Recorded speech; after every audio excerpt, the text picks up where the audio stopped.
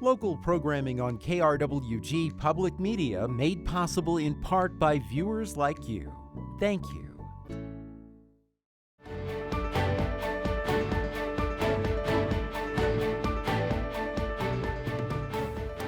Hello and welcome to Your Legislators. I'm Anthony Morneau. On this program, we talk with state lawmakers from our viewing area during New Mexico's legislative session. Joining us for this program is New Mexico District 35 Republican State Senator Crystal Diamond. Senator Diamond serves on the Senate Finance Committee. Thank you for joining us, Senator Diamond. Thank you, Anthony. It's a pleasure to join you. I'm here in Santa Fe for the budget session, and we have hit the ground running. Well, that's great to hear. Our audience may not have had the opportunity to get to know you. Could you give us a little bit about your background, give us some information about your background, and what were some of the main reasons why you decided to seek public office? Sure. I'm a freshman senator. This is my second session going in. I represent Senate District 35. So that includes the Boot Hill of New Mexico. I have all of Hidalgo County, all of Luna County, all of Sierra County, where I reside in Elephant Butte. And then I have the west side of Doñana, which is home to me. So I grew up in Las Cruces. I'm a Las Cruces High School Bulldog and an NMSU Aggie. My background is in agriculture, so my family ranches. And I currently live in Elephant Butte, New Mexico. I have two young daughters who are supportive.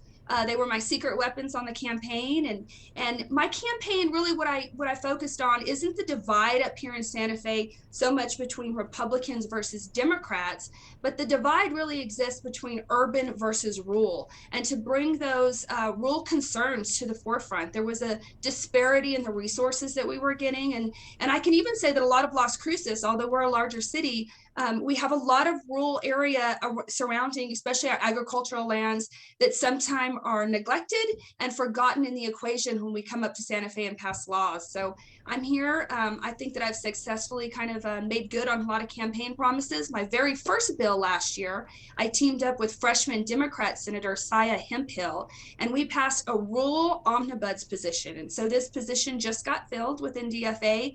That person their entire job is just to make sure to do just that, is to monitor that whatever kind of resources go out in New Mexico, that they bring to us clear evidence that rural New Mexico is receiving a just and fair compensation, just like our urban cities are. Yeah, you bring up an interesting point because there's a lot of folks that have been voicing concerns about this for a long time. I know you're a part of leading the charge to form the Rural Task Force to help make sure that concerns from rural areas were being heard. What are some of the things that you've learned of, forming that group of lawmakers to make sure that these issues are making it to Santa Fe?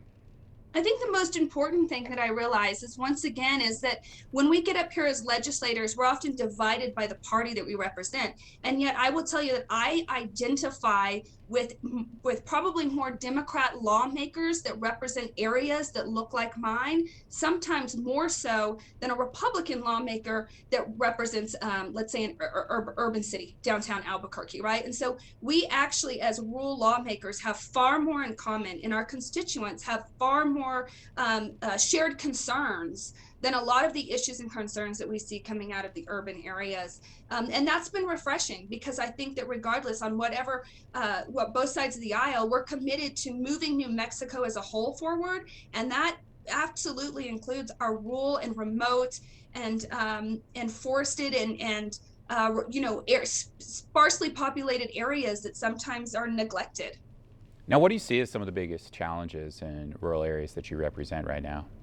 I think healthcare right now is a huge issue. I think when we start talking about taxes, it's a big issue. I'll give you an example. Last year, there was a bill that came before us that would propose almost a 30 cents increase on gasoline. That has a disparity, an impact on rural New Mexico that I think urban lawmakers don't understand. For some of us, we're driving 50 miles, to a local grocery store, or the school bus route for our school districts, and often they don't understand the disparity and the disconnect when they propose such bills, that there is a greater harm done to rural New Mexico, whether it's on healthcare issues, our lack of, whether it's how we're going to fund our public schools. whether it's taxes that would have an unfair burden on rural New Mexico. The list goes on and on. It can almost be in every committee and every piece of legislation that becomes before us. We have to say, this law is written through the eyes of one particular lawmakers, but how does that impact my area, and how can I make it better by sharing that with them, my story and the stories of my community, to make sure that this isn't having an unfair burden on my community. Now, the governor has called on cutting the GRT at a certain percentage. I'd like to hear your thoughts as somebody who serves on the Senate Finance, but also represents a lot of rural areas in New Mexico who may depend on a GRT to kind of help fund services in the area.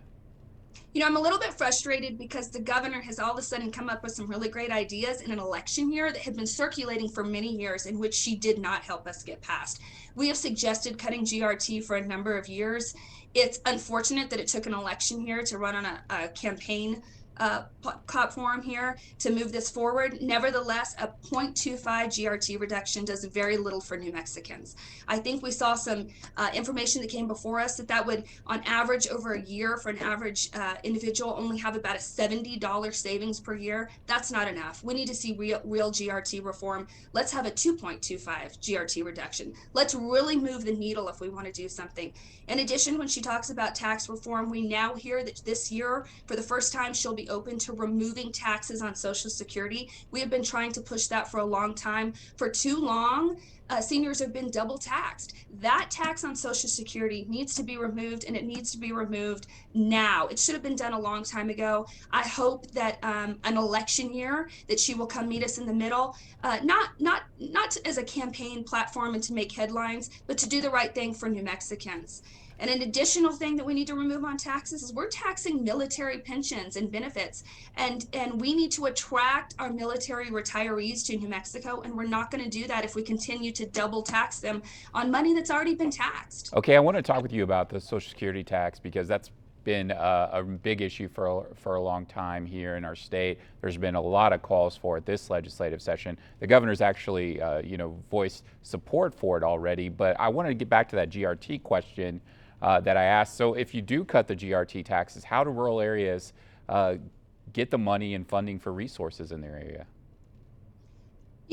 I think that proposed GRT is going to have very little impact, that we can say. But I mean, you were saying cut it more. So how do those rural areas get that money and resources if we're cutting GRT taxes? That's the question I think a lot of people in rural communities are probably concerned about.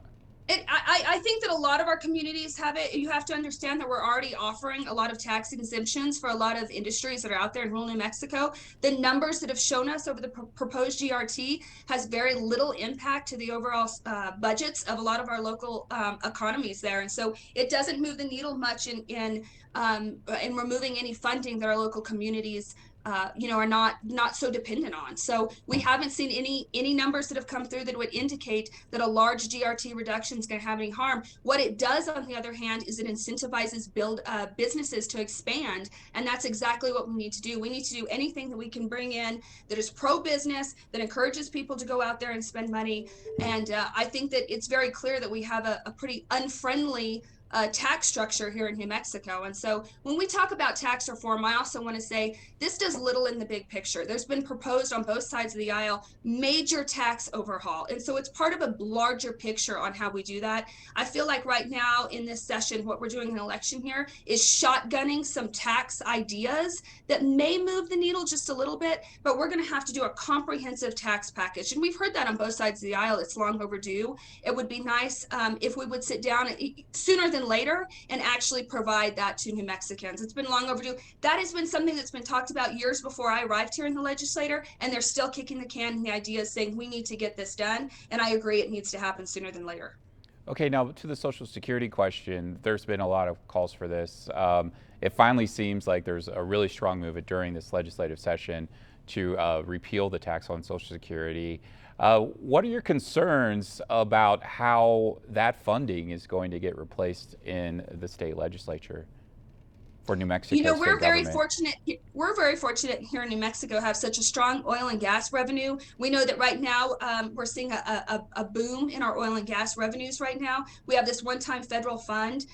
To come in and say that we don't need to cut Social Security is absurd, because that again is minimal funding that the New Mexico state is dependent on. And so that absolutely needs to be done. I think that we could immediately begin to see more retirees move into New Mexico. We've heard time and time before, and people have come before us and testified saying this is absolutely preventing a lot of retirees from moving to New Mexico into our communities. I think it'll do greater good to remove that Social Security tax than it will harm. By all means, that is bringing very minimal revenue to the state of New Mexico and the whole picture. You have to remember that almost 40% of our budget comes from oil and gas revenues. Certainly not Social Security tax. It's not something that we are dependent on to operate. Yeah, but like, as you mentioned, we're experiencing a boom. But what about when the industry goes bust, which we've seen in recent years when the state was in a tough situation, had to make tough choices not too long ago. And so your thoughts on how we can help create a more sustainable economy when we have this boom? You are so right. So as I said, New Mexico is so dependent. We're very fortunate to have oil and gas revenues in our state, almost 40%. This is unbelievable. But things are good right now. When we're experiencing a boom, it's great. We have revenues, everybody's happy, we're able to get money to our communities. But just like you said, what goes up, it's a very volatile industry. And because of that, New Mexico sees great money that we're able to, and then we start cutting jobs. And it's very hard when we have those busts, right? The state is essentially broke, and it continues on and on. The ways that we're trying to minimize this year to make sure that we don't see that volatility is to make sure that our recurring revenues are low. We can't make promises that we will not have funds later on down the road to pay for. We're making sure that our recurring revenues stay low while our reserves stay high. I want to commend the chairs of both House Appropriation and Senate Finance who have suggested 30% reserves. That's smart. New Mexico needs a piggy bank because, again, we see that money, the ebbs and flows of what happens from an oil and gas industry. I also want to say that I think that most legislators on both sides of the aisle are absolutely supportive of diversifying New Mexico's economy. We are so fortunate to have oil and gas. We need other streams of industry and revenues into the state of New Mexico, but that means in addition to oil and gas, not in replacement of oil and gas. Now, the hardest part we've seen is there seems to be an attack on our oil and gas industry.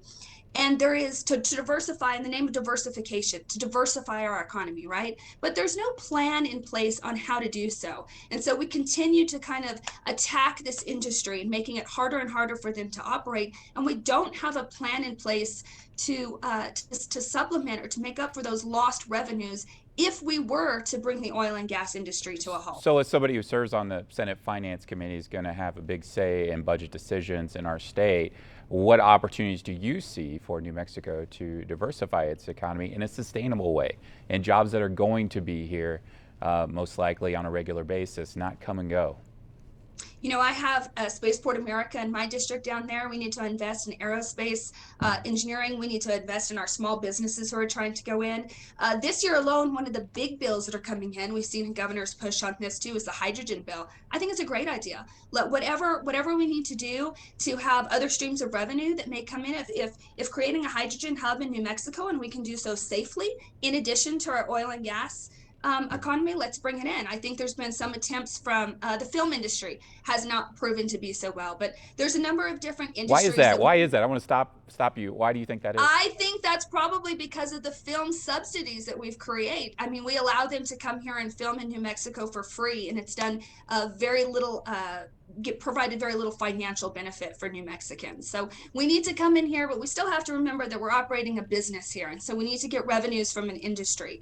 And so we need to invest in those industries. I'm actually excited. I know that it's not falling on a party line, but the hydrogen idea that's floating around this year, I'm actually kind of excited to see something. If we believe that will bring real money to New Mexico and for open up an industry that we can support here in the hydrogen hub, then if we can do so safely and make sure that we're meeting our environmental regulations, then I think it's something we should all consider with all of these, industry expansions here in New Mexico. Now, you mentioned Spaceport America. Obviously, it's in a district that in your area near you, where you represent. And so I want to talk with you about that a little bit more. The spaceport, when it was first originally designed and built, it had Virgin Galactic in mind as the anchor tenant. Of course, it's the anchor tenant there right now, which makes all the news and headlines. There seems to be sort of a move to diversify the mission out there for what we're getting, but we're also getting a recent report from the Las Cruces Sun News that said the expensive tickets on Virgin Galactic, there was a loophole in the GRT taxes to where the GRT wasn't added to those expensive tickets to go up into space. This would add around $30,000 from what the reporting said from the Las Cruces Sun News. I'd like to hear your thoughts on that, and where do you fall? Do you think that this needs to be, those tickets needs to be taxed with the GRT?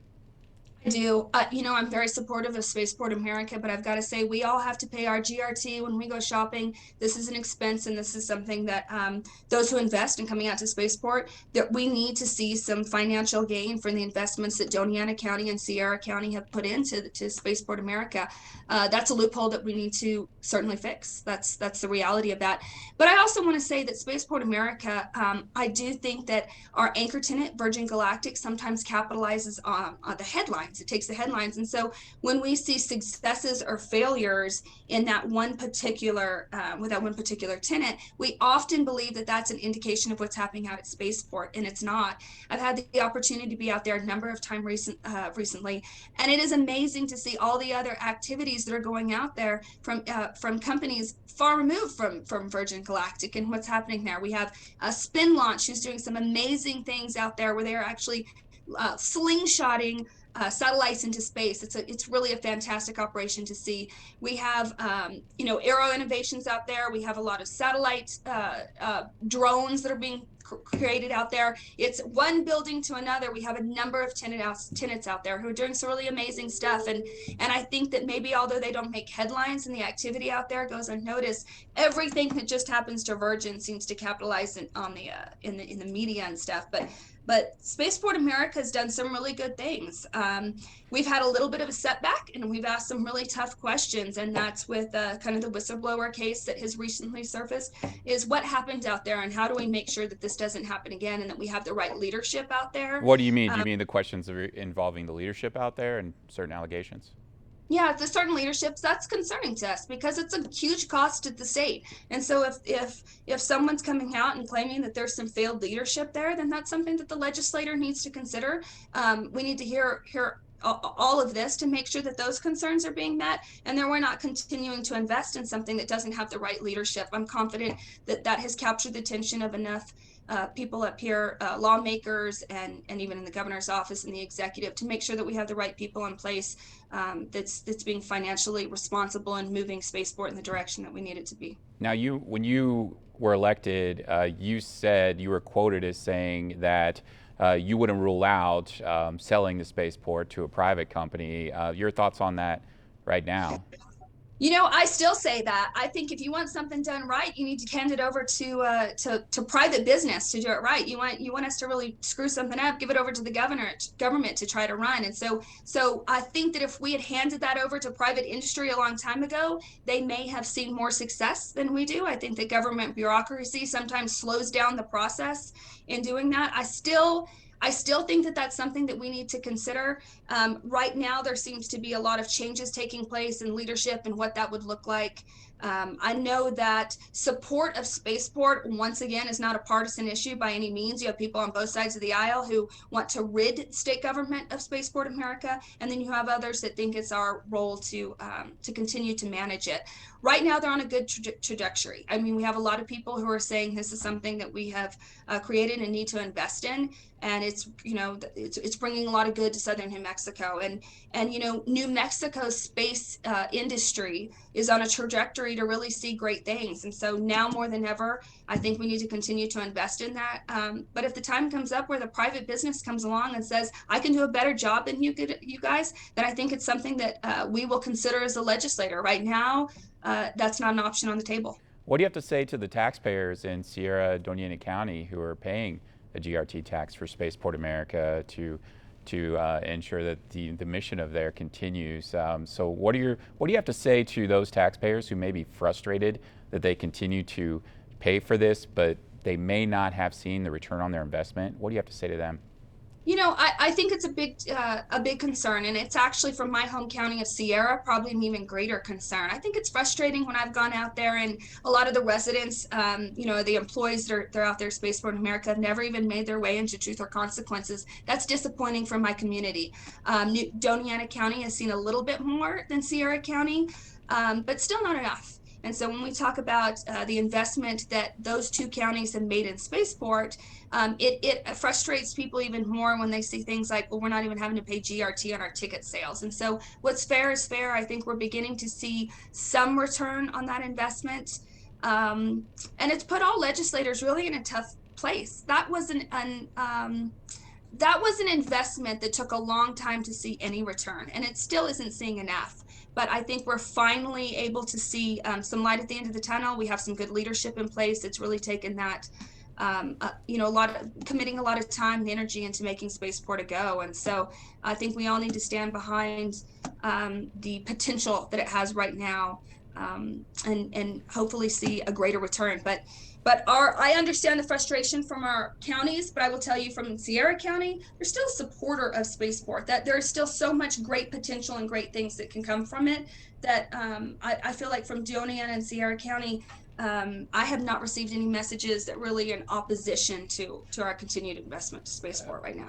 Okay, we only have about 5 minutes left, so I want to talk with you about some bills that you're sponsoring. Share with us a little bit about the bill that you have in regards to the tax credit for short-line railroad modernization. Can you share with us a little bit about that bill?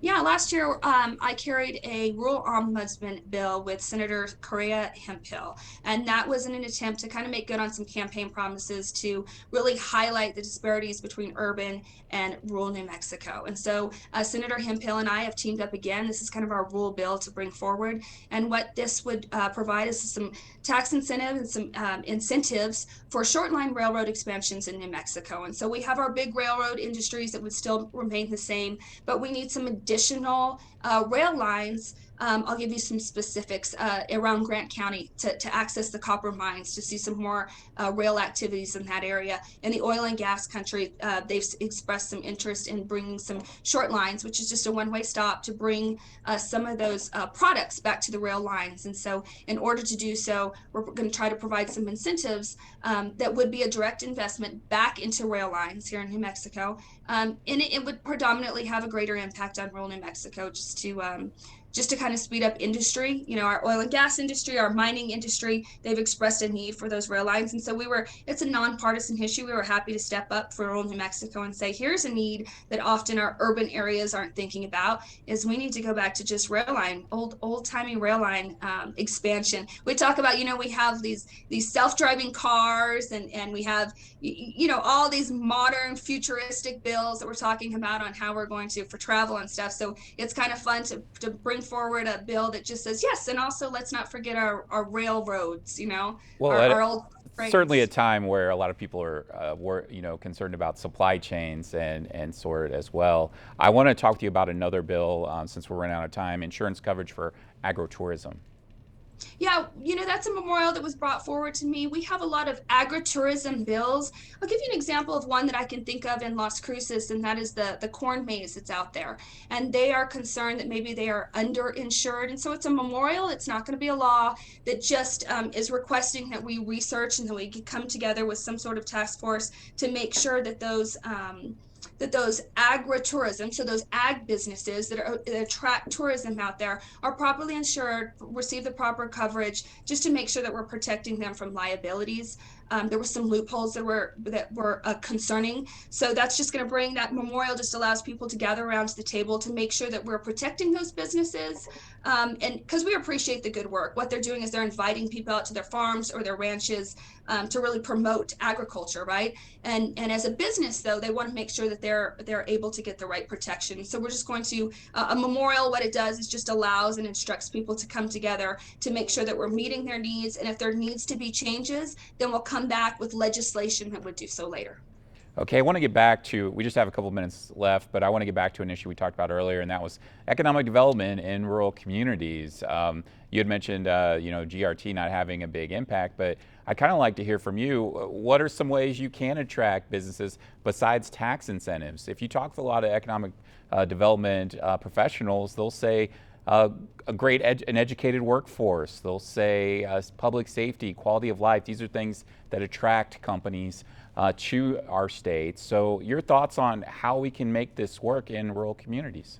You're right, Anthony. It's really a big picture of why businesses want to come in and move here. Not only do we have to provide the right kind of tax environment for them, but we have to make sure that our public schools are meeting our standards so that people want to move into the communities. Our number one greatest concern right now is workforce or lack thereof. And so even if we're able to provide all of this, if you don't have the employees who are willing to go to work, we don't have businesses coming in here. And so a lot of the legislation that we actually see, and if you see from these agency budgets that are coming in front of us, a lot of the requests is, how are we going to address this workforce? How do we build a workforce? I love that when the higher ed communities came through, it was stressed to them greatly that there needs to be more communication, more programs working directly with our schools, our seniors, our public schools, and then from higher ed, from the higher ed departments to team up with workforce to identify those industries who are saying, here's what we need. Nursing has been a huge one. So our hospitals are coming forward saying, we need nurses. This is specifically what we need. So we need to make sure then that our higher ed agencies are providing those courses. So for too long, there's been a disconnect. Okay, unfortunately, we're out of time. District 35, New Mexico Republican State Senator Crystal Diamond, thank you so much for joining us on the program. Thank you guys for your interest. You guys stay well. We want to thank you for joining us for Your Legislators. I'm Anthony Murnell. We'll see you next time.